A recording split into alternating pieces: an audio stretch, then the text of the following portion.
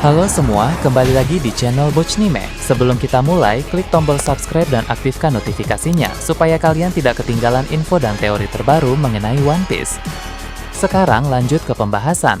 Kali ini Mimin Bochnime melanjutkan scene selanjutnya. Oh ya, sebelum biar terus bisa berinteraksi dengan kalian, subscribe di channel ini ya, dan bantu ramein video Mimin juga. Oke, yuk kita bikin One Piece makin rame lagi. Scenes kembali memperlihatkan keadaan di Pulau Karaibari, di mana ada seorang marinir di kapal yang menerima panggilan Denden Mushi dari Akainu. Sebagaimana Mimin bahas pada video sebelumnya, Akainu berkata bahwa dia akan menyampaikan sesuatu yang sangat penting, sehingga marinir itu perlu mendengarkan dengan baik. Sang marinir tersebut pun mulai menceritakan keadaan dari markas-markas cabang saat ini. Ada begitu banyak bajak laut di berbagai wilayah yang mencari kesempatan untuk menyerang markas-markas cabang Angkatan Laut karena mereka tahu banyak markas sedang sepi. Seiring berjalannya waktu, serangan semakin masif sehingga banyak markas yang kian terdesak. Bahkan ada yang hancur karena tak mampu menahan gempuran serangan musuh dengan jumlah marinir yang sedikit. Jadi Akainu ingin para marinir yang ada di Pulau Karaibari untuk mundur dari sana. Terlebih karena perang di tempat itu masih berpotensi akan panjang.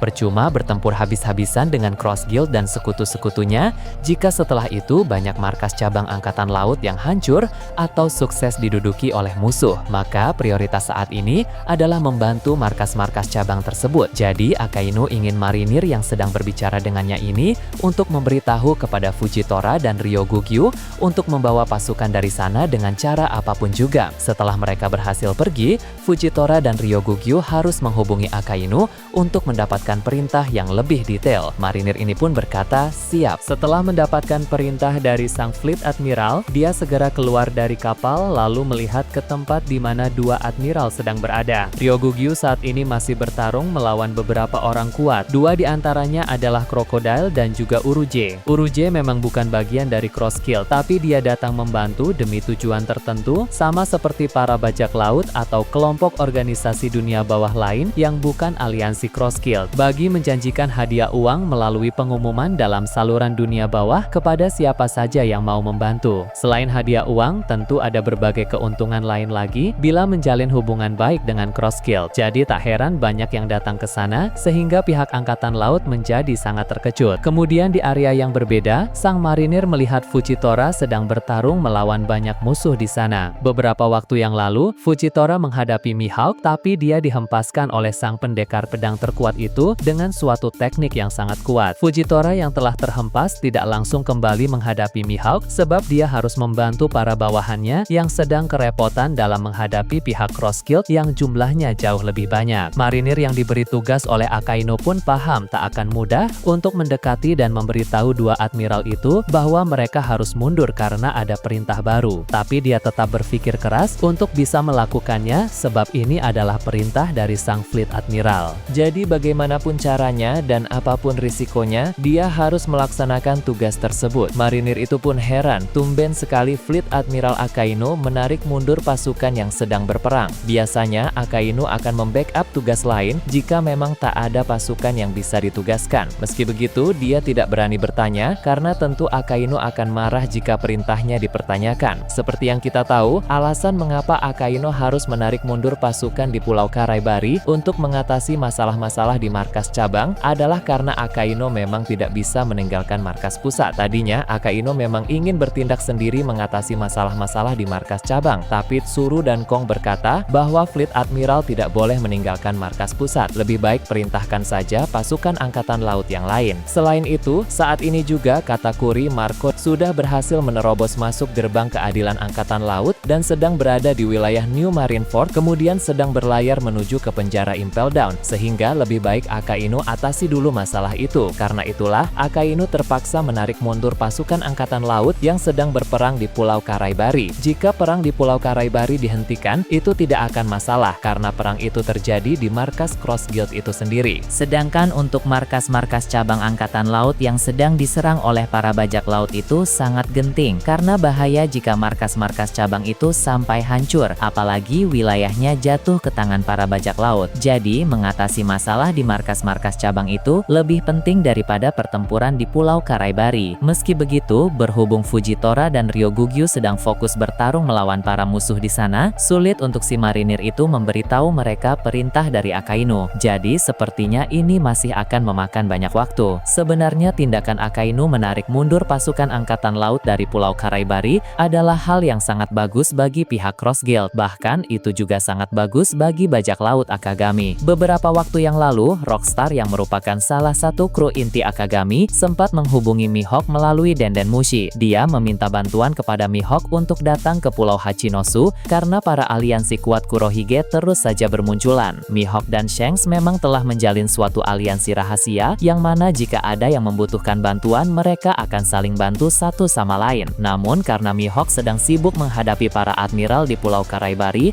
dia pun belum bisa memenuhi permintaan bantuan itu. Nah kini setelah nanti Akainu menarik mundur para admiral beserta pasukannya dari Pulau Karaibari, tentu kondisi Pulau Karaibari akan menjadi lebih tenang. Dengan begitu, Mihawk pun bisa membantu bajak laut Akagami dalam pertempuran di Pulau Hachinosu. Berhubung telah semakin banyak berdatangan aliansi kuat Kurohige di Pulau Hachinosu termasuk Barbel yang merupakan mantan kru bajak laut Rocks, maka tentu bantuan dari Mihawk sangat dibutuhkan oleh bajak laut Akagami. Dengan datangnya Mihawk, keadaan di sana pasti akan mulai berbalik. Berpindah ke Pulau Elbaf di suatu area dunia matahari. Pertarungan sengit antara para kru bajak laut topi jerami dan para raksasa melawan kesatria suci dan raksasa iblis masih terus berlanjut. Di sana, Nami membantu Brook menghadapi Somers. Mereka berdua bekerja sama untuk melawan kesatria suci yang merepotkan itu. Serangan-serangan Somers dengan tanaman berduri memang sangat berbahaya, tapi Brook seringkali menebas itu, baik untuk melindungi dirinya sendiri maupun untuk melindungi Nami. Kemudian mereka berdua akan balas menyerang dengan berbagai teknik termasuk beberapa jurus baru yang cukup kuat. Ada momen di mana Nami dan Brook melancarkan serangan kuat secara bersamaan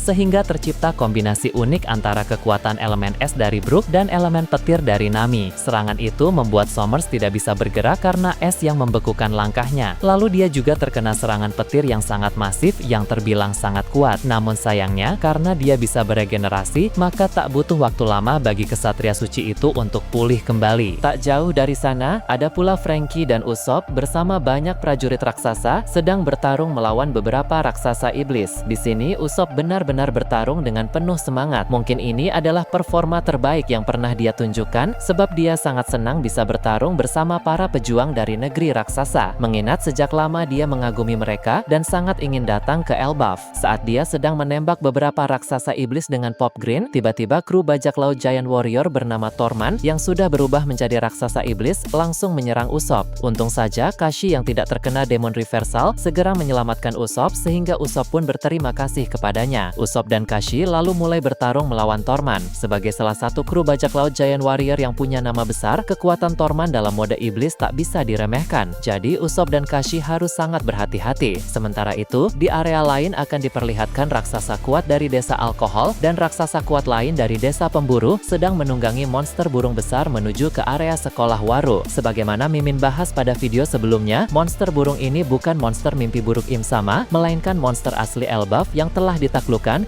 dan menjadi partner sang raksasa kuat dari desa pemburu itu. Dalam perjalanan raksasa dari desa alkohol, bilang jika saja ada Loki maka keadaan akan lebih baik, mengingat Loki merupakan raksasa terkuat saat ini. Walau sang raksasa dari desa alkohol dan desa pemburu juga terkenal sebagai jajaran top fighter di Elbaf, tapi jika dibandingkan dengan Loki, mereka tak ada apa-apanya. Raksasa dari desa pemburu pun bingung mengapa temannya itu mengharapkan kehadiran dari Loki, padahal dulu Loki adalah orang yang pernah mengakibatkan kehancuran di desa alkohol. Dia pun menjawab, entah mengapa dia merasa bahwa Loki tidak seburuk pemikiran orang-orang di Elbaf. Dulu dia juga mendengar rumor bahwa Ida, yang merupakan ibu sambung Loki, diracuni oleh keluarga istri dari desa alkohol. Loki tampaknya sangat menyayangi Ida, sehingga itulah mengapa dia lepas kendali dan mengacau di desa alkohol. Tentu raksasa yang satu ini tidak membenarkan aksi Loki yang pernah menghancurkan desanya, tapi setidaknya dia bisa memahami alasan di balik itu. Tentu alasan itu sangat masuk akal. Loki mengacau di desa alkohol bukan karena dia jahat atau melakukannya demi kesenangan, melainkan itu karena dia marah besar, sebab ibu angkatnya yaitu Ida yang sangat dia sayangi diracuni oleh seseorang dari desa alkohol. Justru tindakan Loki itu terbilang sangat heroik karena meskipun Ida adalah ibu angkat, tapi Loki sebegitu sayangnya kepada Ida. Padahal Hajrudin saja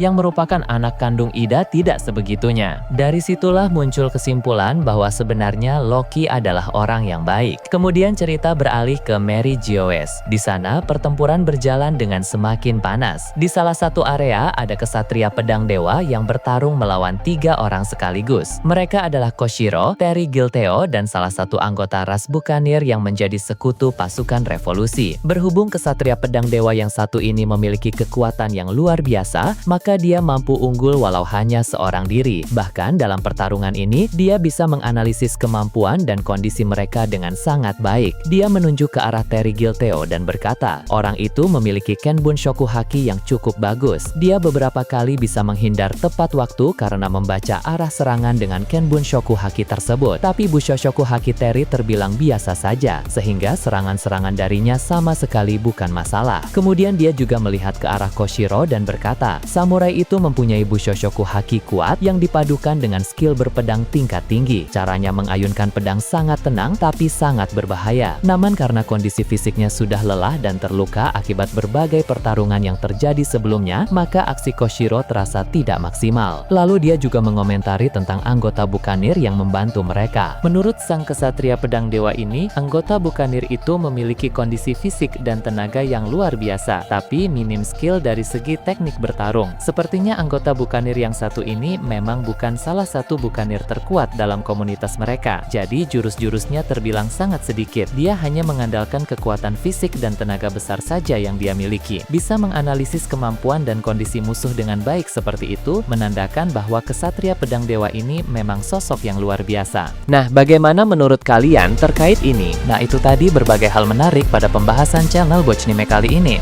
Menurut kalian bagaimana? Silahkan tulis di kolom komentar di bawah. Oke, segitu saja untuk pembahasan kali ini. Jangan lupa like, share, dan subscribe untuk video menarik selanjutnya. Peaceful World!